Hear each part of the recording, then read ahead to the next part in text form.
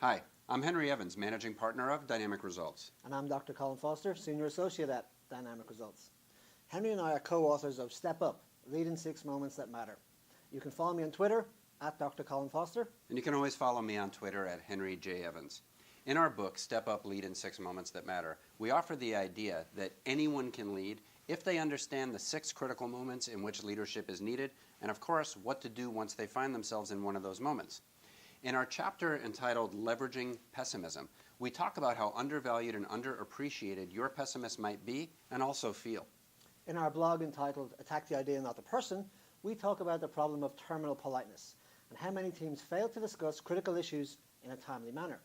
Your pessimist might just be the very person leading your team into a critical discussion that otherwise might be avoided. And you know, as a recovering optimist myself, I greatly appreciate those people in my company.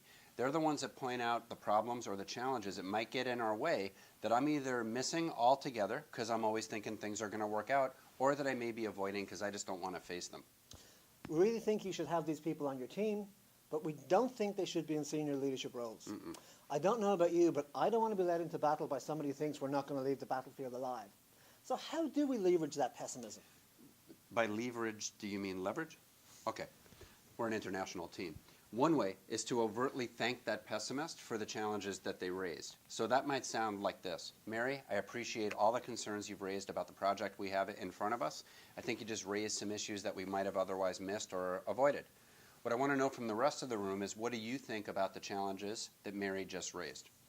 We all know examples of people who are written off as pessimists, who, while they may have been expressing a pessimistic viewpoint, turned out to be more like Nostradamus. I'm sure there were people at Kodak, probably pessimists, who suggested they should get into digital long before they lost their global dominance.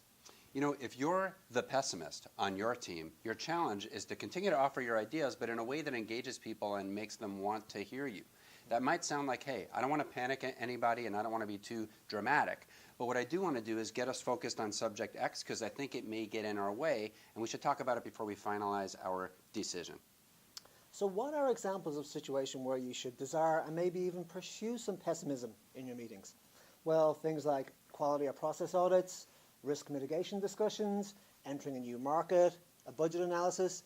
In summary, situations where you really want to risk assure your decisions. You know what? We want you to learn to love your pessimists.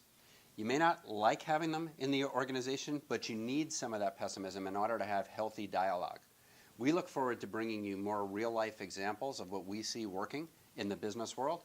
And if your team ever wants to step up and do the deep dive and learn how to step up, contact us for information on keynotes, workshops, and custom development programs to ignite leadership at every level of your organization. Thank you.